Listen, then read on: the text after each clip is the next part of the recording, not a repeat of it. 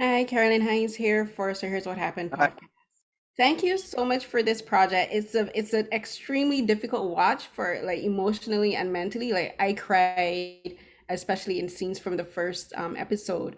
And I want to ask you about filmmaking choices that you made. I think that maybe it's to help with how difficult some of these scenes are. Like for instance, in the opening shot, you show the actresses and the actors, the Native American and the Black actors, getting ready, like they're getting makeup done by the props department. We see the production crew, and then at the beginning of the second episode, for the indigenous people of Ahati, in which is 1492, where Columbus and the crew would have landed, you purposely show that the performers are wearing like modern day wear. They're wearing like surfing board shorts. And I want to ask you about showing those choices, because I saw that as kind of a way to remind us that these people that we're seeing these atrocities committed on are actors. This isn't happening to them. So I wanted to ask you about that specific choice.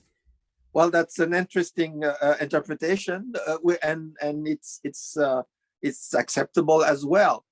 But my core intent was, you know, I'm making a film with every bit of material I can get my hands on, and I have at the same time deconstruct a way of telling stories. Because if I, what I say before, if the whole story is biased from the get-go, I can't use all the instrument I have at my disposal today without critiquing them, without deconstructing them. And it includes all the way we used to see things.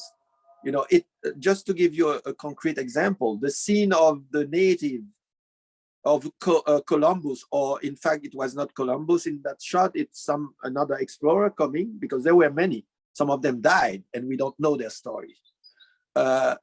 Coming on the shore, one thing I have sometimes unconsciously, my team would place the camera on the other side. I said, no, guys, the camera stay on this side because it means something. All my life, I've been watching films from the point of view of the boat. Yes. That's not what we are doing.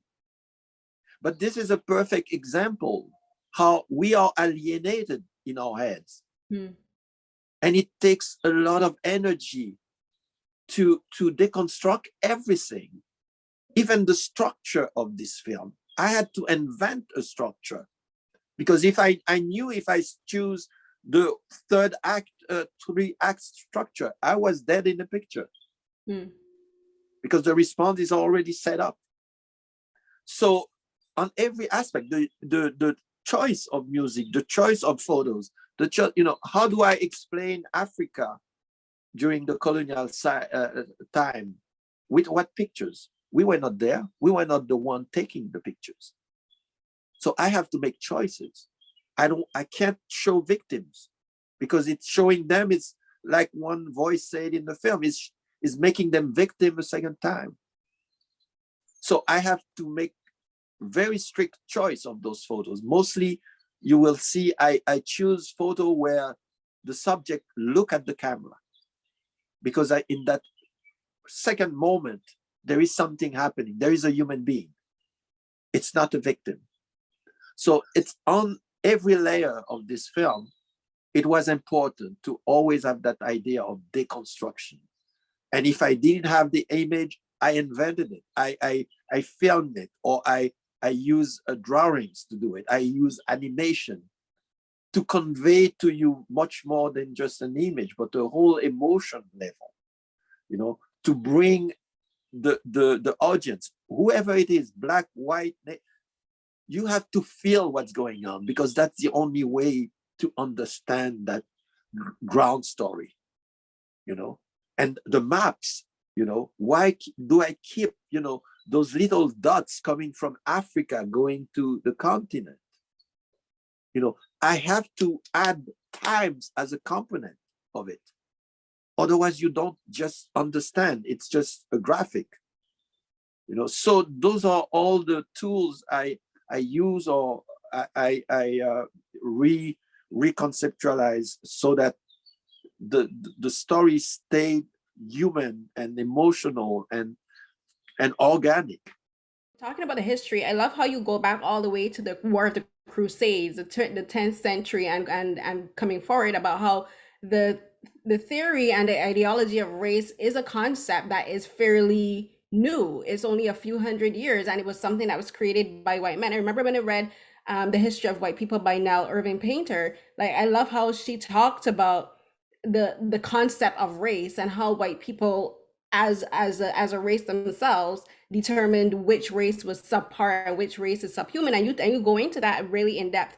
And I wanted to ask you about how about your own using film to show the expansiveness of how destructive this ideology is, because like it affects everything. Like, as a filmmaker, like you talked about how it would, like, you know how we say history is determined by the winners.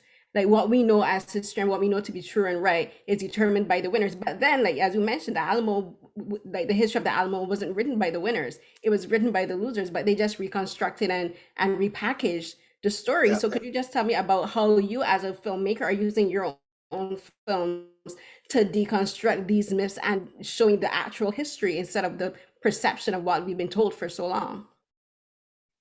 Well, that was part of my job, how to, and also my intention, how to go to the beginning of it all, where did it start going wrong, and when did it start? When did Europe started to think that they are the center of the world?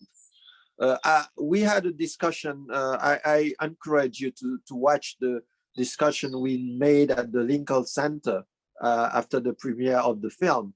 One of the scholars, Mahmoud Mandani, was kingdom also always thought of them as the center of the world, and he gave the example of China. China for a long time was the center of the world, but they didn't go all the way to America and say, this belonged to me. And they never did as Europe did, to not only the center of the world, but we are a superior race. And that changed everything. And the important thing about that too, Mahmoud was saying that too, about Europe. Even Europe history is biased and false. European history said, well, we come from the Greek civilization. But the Greek civilization was not European. The Greek civilization was Mediterranean. The great Greek philosophers were quoting people from the south, from Abyssinia, from Egypt. Those were their models. It was not about Europe. So even the core story of Europe, pretending they started in Greece, democracy, everything, philosophy, mathematics, no, it started elsewhere. So in fact, what Europe did is to cut all the link to everything else that they have profit from on all levels, from merchandise, from food, from knowledge, from art, from science. They cut the link and say, it's us now. And we are superior, and we are entitled to eliminate any inferior race. And it's bizarre that it took all the way to the 19th century for them at last to theorize those racial theories. It took the end of the 19th century for them to put that on paper. But they were already doing it. They were doing it. They started very early on with the Pilgrim, killing Jews, killing Arabs. By the way, it's a very crazy, bizarre also turn of history that they will come down to killing Jews again and killing Arabs again. So yes, it's like I said, know your history. And I think everybody should do their homework before saying something stupid, because it's really so obvious there. And And for me, even while doing this film, you know, it was incredible to see how when you stretch the time over those 600, 800, 900 years, everything is so clear. Mm. Everything they have modeled around and sell you for something else. It's clear to understand. It's not easy.